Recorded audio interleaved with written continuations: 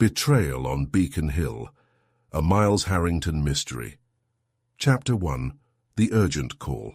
Detective Miles Harrington stood on the porch of a stately Charleston townhouse, morning light reflecting off the dewy front lawn. He was finishing the last details of a local murder case with Detective Hayward, a long-time colleague from the local precinct. A humid breeze tugged at the lapels of Harrington's well-worn suit, the kind a seasoned NYPD detective might wear on a case far from home. Hayward, tall and broad-shouldered, extended his hand. "I appreciate your expertise, Miles. We might have never cracked this case without your perspective. Now you say Boston PD called you in?" Harrington nodded, recalling the urgent phone message left at his hotel late last night. "Yes, they insisted it's a high-profile murder, said they need a specialist. I guess news travels fast about our line of work." He tried to focus on the conversation, but his mind drifted to his father's recent health issues back in New York. The hospital bills and daily updates weighed on him. He had promised his sister, Irene, that once he wrapped up in Charleston, he'd swing by New York. Now he had to divert to Boston instead, forcing him to juggle duty and family again. A navy blue sedan pulled up to the curb, a taxi from a local company. The driver leaned out the window, calling Harrington's name. Hayward clapped him on the shoulder. "Better not keep them waiting. You'll miss your flight." Harrington gave a brisk nod and hoisted his battered leather suitcase into the trunk. The city's quiet morning streets sped past in a blur. Billboards advertising the latest electronics and travel deals glided by, reminding Harrington how rapidly the world was changing. The ride to the small regional airport was quick, and he soon found himself buying a last-minute ticket at the airline counter. He boarded a compact jetliner, settling into a seat near the aisle. The cabin's muted hum and occasional chime of the overhead speaker filled the air. After stowing his carry-on, he leaned back, letting his thoughts wander to what awaited him in Boston. The phone call from Lieutenant Samuel Carver had been cryptic only that a prominent citizen had been found dead under puzzling circumstances. Part of Harrington relished the challenge. He was known to have a knack for seeing patterns others missed, yet a quiet worry gnawed at him. If Boston needed him so urgently, it meant the case was complex, possibly dangerous, and that might delay his return to New York to see his father. As the plane ascended, Charleston's historic architecture gave way to marshland and coastline. Harrington gazed out the window, his reflection superimposed on the thin glass. He could almost see the tension in his own eyes. Years in the NYPD had taught him that murders involving influential figures often carried hidden agendas and lethal consequences for anyone who pried too deeply. When the flight attendant offered a drink, he declined politely, too preoccupied to taste anything. Instead, he scanned his notes from Charleston, mentally preparing to shift gears to this new mystery. He glanced at the small phone icon on the seat-back card, reminding him he'd have to call his sister when he arrived to Boston. If something had changed with his father's condition, he needed to be there. The pilot announced their imminent landing, jolting Harrington from his thoughts. He straightened his tie and squared his shoulders. Whatever awaited him in Boston, he would meet it head-on. Little did he know, the next few days would test not only his investigative prowess, but also his ability to keep family and duty in balance. End of Chapter 1. Chapter 2. First Impressions. Detective Miles Harrington stepped off the plane at Logan Airport, under a sky heavy with the threat of rain. Commuters bustled around him, some glued to their portable music players, others talking loudly on cell phones. He clutched his carry-on and headed straight for the arrivals area, where a uniformed officer held a sign that read, "Detective Harrington." The officer introduced himself as Patrolman Steve Rogers of Boston PD. Stocky, with a faint Boston accent, Rogers guided Harrington to a dark four-door sedan in the parking garage. "Lieutenant Carver is waiting at the station," he explained, starting the engine. The car's radio crackled with chatter from dispatch, adding to the sense of urgency. Boston's streets sped by in a blur of brick facades and steel and glass office buildings. Harrington took in the bustling sidewalks, where business suits mixed with tourists. This city had its share of history and secrets.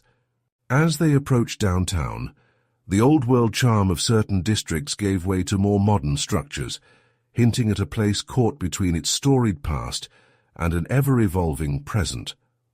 The sedan eventually pulled up to a large, nondescript precinct building. Inside, fluorescent lights hummed overhead, and the smell of stale coffee permeated the corridors. Harrington followed Rogers to Lieutenant Carver's office, a cramped room overflowing with case files and computer printouts. Carver, a sharp-eyed man with close-cropped hair, offered a firm handshake. "Detective Harrington, thanks for coming on such short notice. Our victim is Charles Davenport, a philanthropist and influential businessman, found shot in his study, no forced entry." The room was staged in a bizarre manner. He gestured to a series of photographs laid out on his desk. One showed an ornate study with furniture partially rearranged. Another focused on scattered objects that seemed deliberately placed. Harrington's gaze lingered on a lamp turned upside down, an odd detail that spoke volumes. Rogers chimed in. "Davenport's wife found him.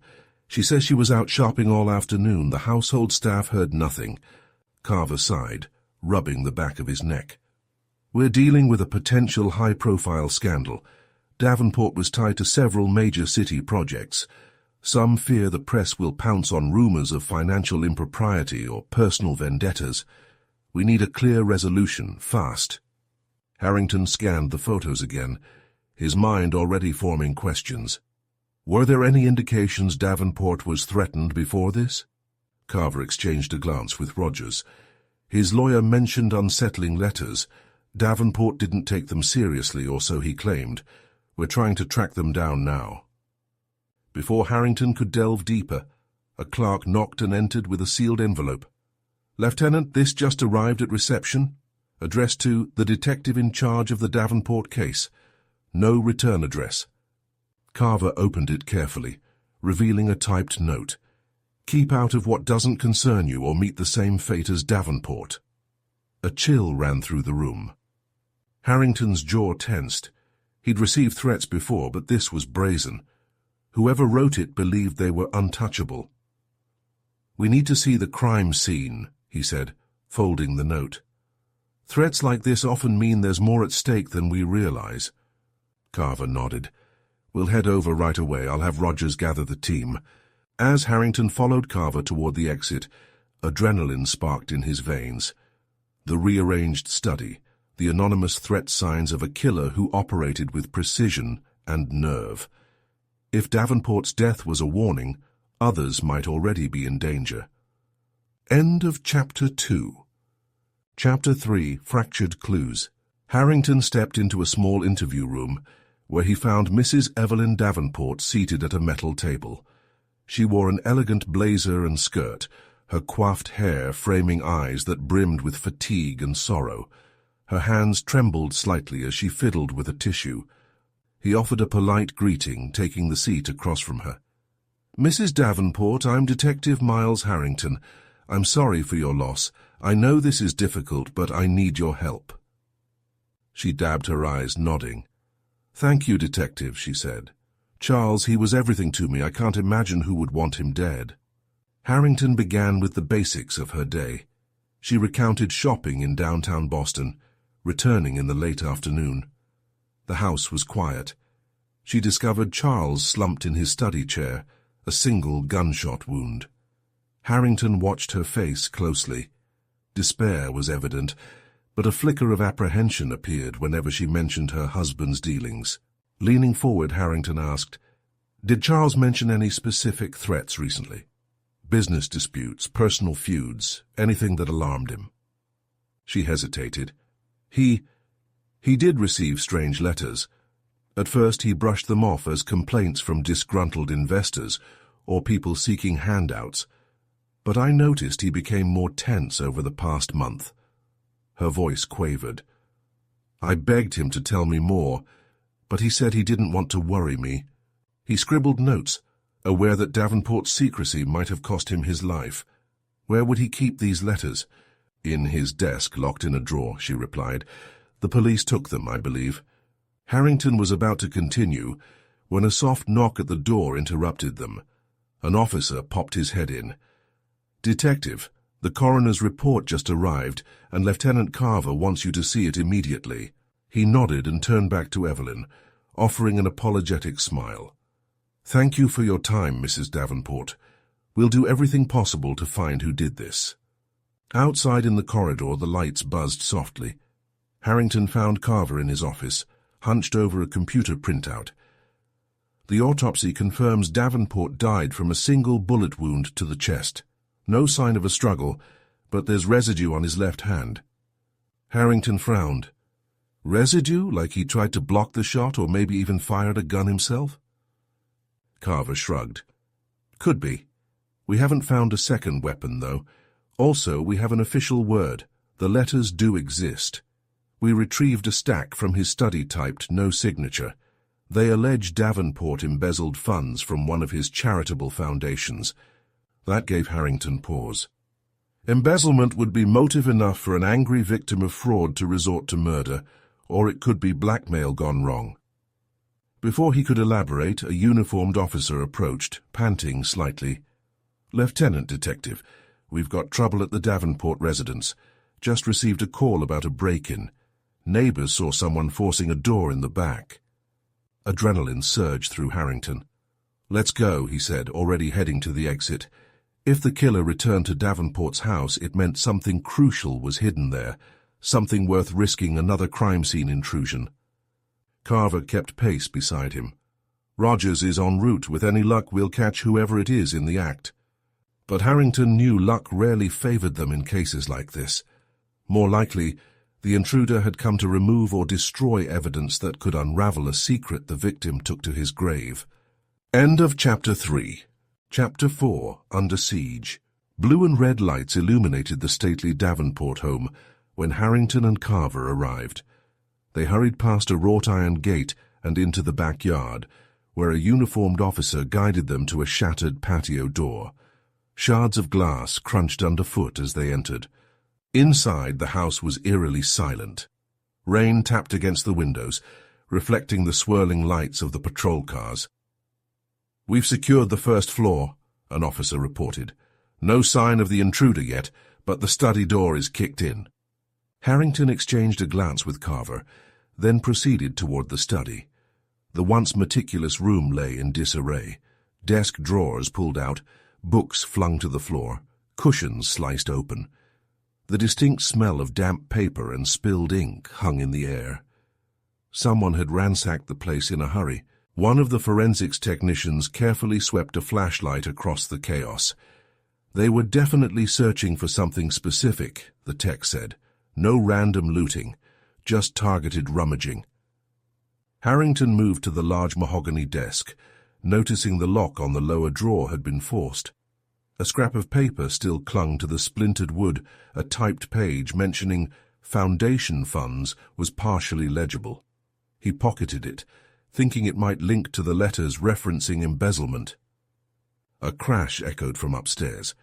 Carver motioned for two officers to follow him, while Harrington moved in a different direction. Footsteps pounded on the second floor, accompanied by a muffled curse. Harrington sprinted up the main staircase, scanning each corridor. The house was too large, too full of dark corners, giving the intruder a strong chance to escape. He was proven right moments later, when an officer yelled from a window near the end of the hall, "They jumped from the roof overhang!" Harrington peered out, catching a glimpse of a dark figure racing across the manicured lawn toward the neighboring property.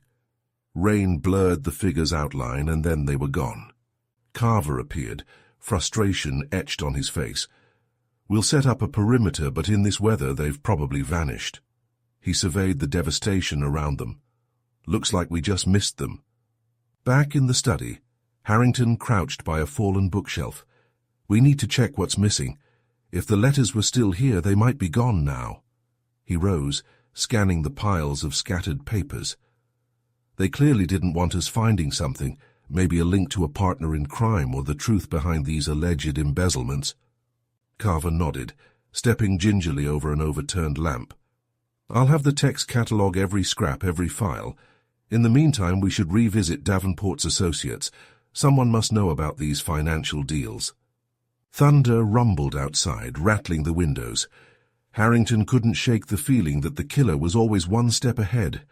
He pictured the intruder, driven by fear or greed, tearing the house apart to erase a damning secret. That secret had cost Davenport his life and might now endanger anyone who probed too deeply. As they headed out, Carver paused near the broken door. "We'll be back, Davenport. We'll find what they're hiding," he muttered quietly, almost as if speaking to the spirit of the deceased. Harrington glanced once more at the storm outside, silently vowing the same. He had faced cat-and-mouse games before, but something about this felt more complex, more personal. If the killer thought intimidation could shut down this investigation, they had miscalculated. End of Chapter 4. Chapter 5. Rising Tensions. Early the next morning, Harrington awoke in his modest hotel room to the sound of his mobile phone buzzing on the bedside table. He groaned, having slept only a few hours after the tense night at the Davenport house. Outside, streaks of dawn illuminated the skyline. He flipped open the phone to hear his sister Irene's worried voice. "Dad's condition isn't improving," she said, her tone subdued. "Doctors suggest more tests. They think time is critical." His stomach twisted. Juggling family responsibilities and the demands of a high-profile murder case had worn him thin. He reassured her, promising he'd be back in New York as soon as possible. He just needed to make headway on Davenport's murder. The case was building momentum, and stepping away now might cost them the killer. Less than an hour later, Harrington arrived at the precinct, tie slightly askew, eyes bleary but focused. Lieutenant Carver waved him over.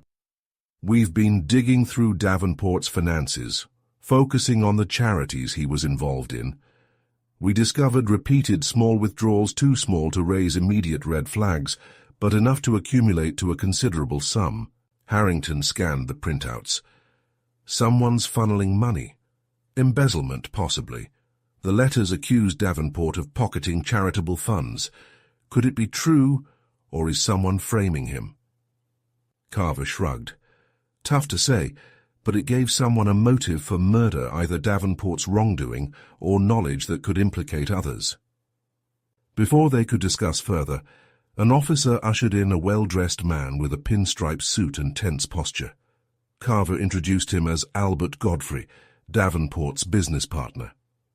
Godfrey took a seat, glancing around nervously.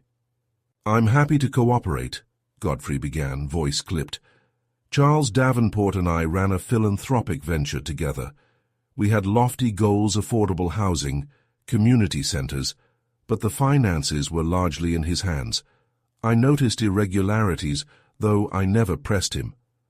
Harrington noticed Godfrey's shaky hands. "You suspected embezzlement but didn't confront him?" Godfrey's gaze flickered. "I confronted him once, discreetly. He insisted I misunderstood, threatened me with legal action if I kept prying. I backed off. Now he's dead, and I'm worried people will think I'm involved." Harrington studied him carefully. "We're not here to point fingers without evidence, but can you provide specific details?" Godfrey nodded and handed over a folder. "Bank statements, including some earmarked charity expansions. The numbers don't add up. I warned him that eventually someone would notice. That's all I know, Detective." After Godfrey left, Harrington turned to Carver. "He seems genuinely concerned, but fear can be a powerful motivator. We should keep an eye on him." Carver agreed, then placed a hand on Harrington's shoulder. "How's your father? You look like you have heavier things on your mind." Harrington attempted a wan smile. "Not good. I need to wrap this case soon or pass it on, but I'd rather see it through." Carver nodded. "We're close. Let's focus on identifying who else had stakes in Davenport's finances. Then we can see who would gain from silencing him." Before Harrington could respond, a harried officer approached, a note in hand. "Lieutenant, we've received another anonymous letter at the front desk. This time it threatens anyone digging into Davenport's dirty secrets." Harrington clenched his jaw. Clearly the murderer, or someone tied to them, was determined to stifle any revelation of Davenport's misdeeds, or possibly their own. The sense of an unseen puppet master pulling strings was palpable, as if the real culprit was always a few steps ahead, ready to strike again. End of Chapter 5. Chapter 6, A Web of Lies. Harrington finished examining the latest threat, a single page printed from a standard inkjet. No distinct markings. The message was short: keep your nose out of secrets you don't understand, or meet Davenport's fate. He frowned, thinking about how seamlessly the killer seemed to orchestrate these warnings. Lieutenant Carver watched him. Either our suspect is overly confident, or they're desperate to stop us. Could be both. Harrington shook his head. Threats like this won't deter me. We need to track down anyone with a motive who also has the means to carry out this crime. One name keeps coming up. Roland Pierce. I've heard some rumors. He's got connections to sketchy investment deals around town. Carver leaned back in his chair. Pierce is rumored to bankroll questionable ventures. If Davenport was tangled up with him, that might explain the hush-hush finances. I'll have an officer look into Pierce's known addresses. Just then, Harrington's phone buzzed on the desk. Recognizing the out-of-state number, he stepped away to answer. Irene's voice came through, tight with concern. Dad's doctors are preparing him for surgery soon, Miles. They say we shouldn't wait. He swallowed hard, torn by conflicting loyalties. I'll try to get back in the next few days, and no more than a week. Thanks for letting me know. Guilt twisted in his gut as he hung up. Returning to Carver, he forced a steady tone. Family emergency. But I'm staying until we crack this. They spent the next hour poring over Davenport's records and cross-referencing Pierce's known associates. One piece caught Harrington's attention, a notation referencing potential overseas investments. If Davenport had dipped into charity funds to invest overseas, and Pierce was involved, it could have been blackmail fuel. Maybe Pierce demanded a bigger cut, or Davenport threatened to blow the whistle. The scenario spelled motive. Carver tapped a file. We have a lead on Pierce's downtown office. It's in the name of one of his shell companies. Let's head over there, see if he'll talk to us. The short drive found them in a bustling district of corporate high-rises. They parked near a sleek glass tower, took an elevator to the 20th floor, and stepped into a reception area with modern artwork and a minimalist design. A neatly dressed receptionist blinked at their badges, but politely asked them to wait while she called Pierce's assistant. Minutes later, Roland Pierce emerged, a tall, confident man, with impeccably tailored clothes and a piercing gaze. He led them into his corner office, all floor-to-ceiling windows overlooking the city. "What can I do for you, detectives?" he said, voice smooth as silk. Harrington and Carver began asking about Davenport, their business relationship, any recent disputes. Pierce's responses were polished, if a bit dismissive. "Charles had grand ideas," he said with a condescending half-smile. "I funded some projects, but our dealings were purely above board. Whatever trouble he got into, I can't help you." Harrington studied Pierce's carefully orchestrated calm. "Did you know about any allegations of embezzlement or missing funds in Davenport's charities?" Pierce shrugged. "I hear rumors, nothing more. If you'll excuse me, I'm a busy man." He stood, effectively dismissing them. Back in the hallway, Harrington clenched his teeth. "He's hiding something." Carver nodded. "No question, let's keep him on our radar." Their conversation was cut short by a call from an officer stationed at the precinct. Albert Godfrey had just arrived, trembling and pale, claiming he'd been threatened. Harrington and Carver exchanged tense glances. If Godfrey was under threat, it meant the killer was tightening the noose. They hurried back, adrenaline spiking. Threats were escalating and time was running short. For Harrington, the urgency to solve this case before his father's surgery weighed on him like an anvil on his chest. End of Chapter 6. Chapter 7, The Midnight Revelation. Rain drummed on the station's windows as Harrington and Carver rushed to the interview room where Albert Godfrey waited. The man looked visibly shaken, his hair disheveled and tie askew. He clutched a small note in one trembling hand.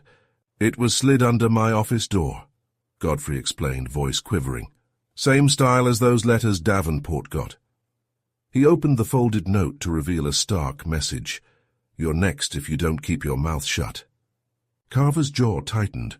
Someone clearly believes Godfrey knows too much or might talk. Harrington took the note, studying the text. "This aligns with the threats we've seen. Could be from the same source or someone working with them. Did Davenport confide anything to you that might incriminate someone?"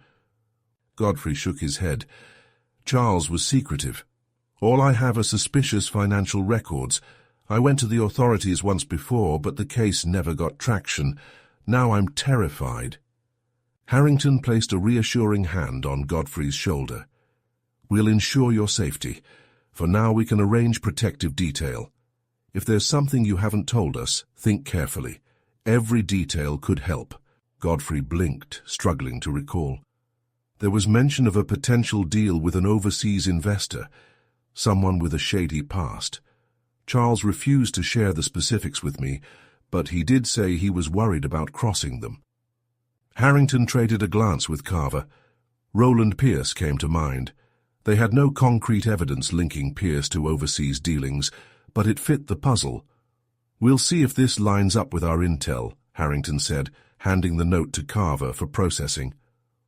Their conversation was cut short by a detective peering through the doorway. "We've got something."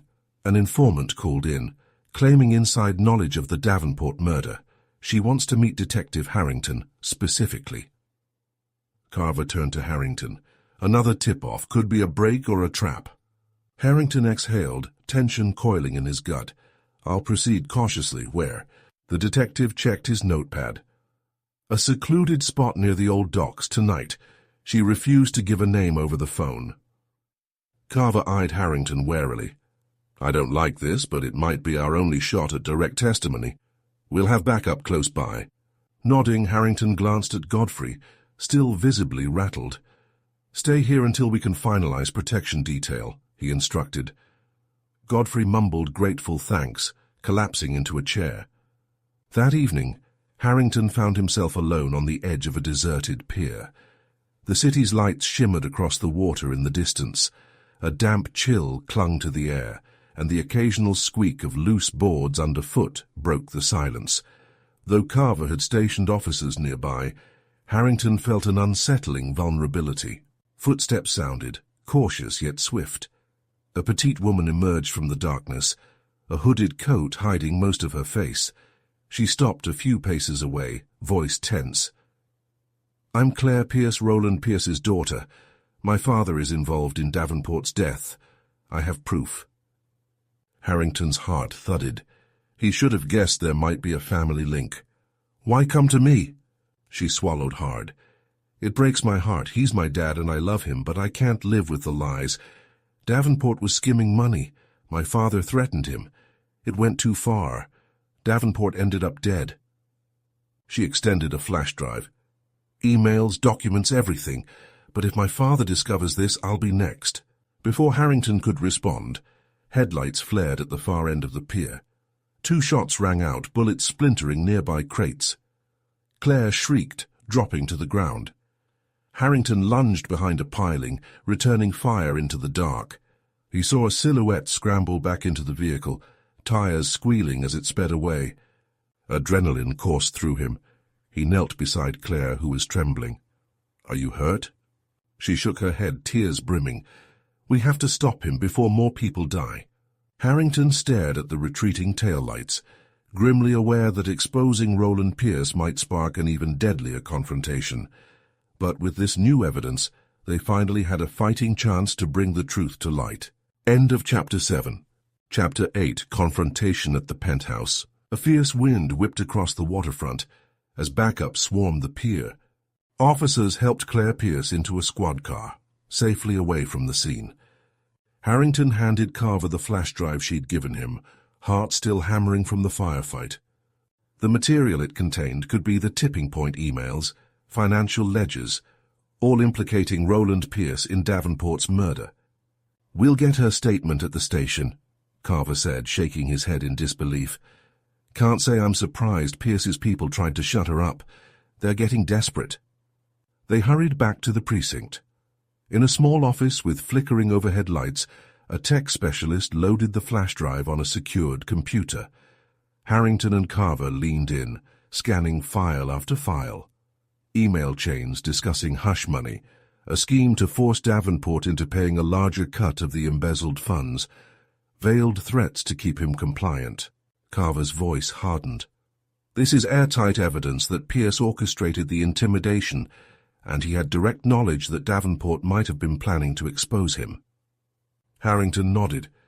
They must have confronted Davenport intending only to scare him, but something went wrong, or maybe Pierce decided to make an example. Davenport ended up dead. The computer tech pointed to a final attachment. Looks like an electronic document referencing a scheduled meeting. Mentions Davenport's study. The date is the same night Davenport was killed. Harrington exhaled sharply. We have enough to arrest Pierce, but he's powerful. We should move quickly to avoid tipping him off. Carver promptly called in a tactical team, and within the hour they were en route to Pierce's opulent downtown condo, a top-floor suite in a modern high-rise. Sirens cut through the night, sending pedestrians scurrying. Once inside the polished marble lobby, officers quietly took control of the elevators, while the building's security watched in startled silence. They reached the penthouse corridor, where two of Pierce's men in suits were stationed. The men tried to bar the way, but uniformed officers swiftly disarmed them. Harrington and Carver advanced to the ornate double doors. With a nod of confirmation, they forced entry. Inside, a spacious living room boasted panoramic views of the city's skyline. Roland Pierce stood near a bar cart, looking as if he'd been enjoying a calm evening drink. His expression froze as officers fanned out, weapons at the ready. Carver stepped forward, voice commanding. Roland Pierce, you're under arrest for the murder of Charles Davenport and related criminal activity. Pierce sneered, eyes flicking over the officers' guns. You have no proof. Davenport was a fool who got in over his head. If he's dead, that's on him. Harrington produced the flash drive. We have your emails, financial records, and a witness, your own daughter. It's over. Pierce's face twisted with rage. He grabbed a pistol from beneath a stack of papers on the sideboard and fired. Carver dove behind a couch, returning a shot that cracked the glass of a floor-to-ceiling window. The room erupted into chaos as officers scattered for cover. Harrington rolled behind an armchair, heart pounding. Finally, a precise shot found its mark, striking Pierce in the shoulder. Though not life-threatening, the impact was enough to knock him off balance and send him crashing to the floor. His weapon clattered away, and he let out a pained snarl as he clutched at his wounded arm. Even then, his eyes burned with hatred at Harrington. Officers seized the opportunity, rushing in to secure him with handcuffs, while he spat curses under his breath. In the tense stillness that followed, Harrington surveyed the penthouse. Broken glass, echoing sirens, the faint hum of city lights beyond the window. They had their suspect alive, but cornered. Carver radioed dispatch, confirming Pierce's capture. Harrington breathed a shaky sigh of relief, but he knew the struggle wasn't entirely over. Pierce would fight them every inch in court. Yet the immediate danger was contained, and Charles Davenport's killer no longer roamed free. As adrenaline subsided, Harrington felt another pang. His father, still in precarious health, awaited him in New York. This case had nearly consumed him, but he wasn't finished yet. He prayed he'd have enough time to make it home. End of Chapter 8. Chapter 9, Pressing Matters. 3 days passed in a whirlwind of paperwork, interrogations, and press conferences. Boston PD relished the closure of a high-profile murder, while the media demanded every last detail. Detective Harrington found himself exhausted, giving official statements and working closely with prosecutors to ensure Roland Pierce would remain behind bars. Claire Pierce, under police protection, testified that her father had orchestrated a campaign of threats against Davenport, who grew increasingly rebellious about their illicit arrangement. Davenport's attempt to back out or expose the scheme led to his murder. Armed with documentary evidence from the flash drive, prosecutors had a solid case. On the day Harrington wrapped up his final report, Lieutenant Carver approached with a mix of relief and gratitude. "Thanks for everything, Harrington. You saved us a lot of grief. This whole city owes you." Harrington offered a tired smile. "Just doing my job. The real heroes are the officers who risked their necks in the field." But even as he spoke, guilt prodded him. He needed to be with his father. Every hour he spent finalizing this case felt like borrowed time. Finally, the moment came. He signed off on the last piece of paperwork and turned over copies of evidence to the prosecutor's office. Carver walked him to the station lobby, offering a firm handshake. "Safe travels back to New York. Keep me posted on your father." "Will do," Harrington replied. "And if anything else surfaces in the Davenport matter, you know how to reach me." Within an hour he was in a taxi bound for Logan Airport. The city's skyline receded behind him, and he felt a mix of relief and lingering tension. So many open questions remained about how deeply Pierce's network ran, but Harrington had done all he could. Now family took precedence. He arrived at the airport, purchased a ticket at the counter, and waited anxiously for boarding. Snatches of conversation from fellow travelers washed over him, business trips, family vacations. Harrington stared out the terminal window, mentally tallying the hours until he'd be at the hospital, at his father's side. The flight to New York was a short one, but it felt like an eternity. Harrington tapped his foot restlessly as the plane landed, then rushed through the concourse to hail a cab. The driver navigated the busy streets, weaving between traffic lights. Harrington's heart hammered with every passing block. Finally he reached the hospital, a towering structure of glass and concrete. Inside, fluorescent lighting buzzed overhead, and the antiseptic smell reminded him of past visits. He headed straight to the cardiac unit, where Irene greeted him, relief evident in her tired eyes. "Miles," she said softly, hugging him. "Dad's stable. They operated yesterday. He's in recovery, but they're not sure when he'll be fully awake." Harrington exhaled, shoulders sagging. At least he was in the right place now. They walked together to their father's room, where monitors beeped steadily, and a pale figure lay motionless in the bed. Harrington approached, placing a gentle hand over his father's. He whispered a greeting, unsure if his father could hear. The day slipped away in a haze of hospital sounds, quiet updates from doctors, and Harrington's own exhaustion. Despite the tension that still lurked in his mind, unfinished business from Boston, he had no regrets about dropping everything to be here. Some battles were fought with a badge and a gun.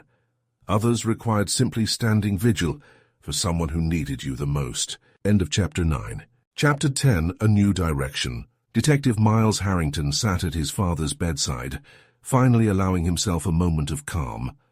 The hum of medical equipment and the distant chatter of nurses provided a strange sense of solace. His father, though still weak, had improved enough to open his eyes and offer a raspy hello earlier that morning. Harrington gently squeezed the man's hand. Over the following days, Harrington balanced hospital visits with calls from Lieutenant Carver, who updated him on the final stages of building the case against Roland Pierce. The prosecution was strong. Multiple confessions, Claire Pierce's damning testimony, and the digital footprint from the flash drive all pinned Pierce as the mastermind behind Davenport's demise. Davenport, once revered for his philanthropic work, had found himself ensnared in a fraudulent scheme. A moral fall that led to his murder. "Pierce isn't likely to see daylight again," Carver told Harrington in one phone call, the tone both relieved and resigned. "High-powered lawyer or not, the evidence is ironclad." Harrington nodded into the receiver. "Good. That city needs closure." He hung up, rubbing weary eyes. Though physically absent from Boston, his mind kept drifting back to the crime scenes and swirling secrets. Now, with the killer in custody, he hoped those secrets would stay buried and that innocent people could move on. One afternoon, Irene joined him outside for fresh air on a small garden terrace. "You look exhausted," she said, concerned in her voice. "Don't you ever take a break?" He smiled, leaning against a railing overlooking manicured hedges. "Breaks aren't exactly part of the job description, but I'm glad I'm here now."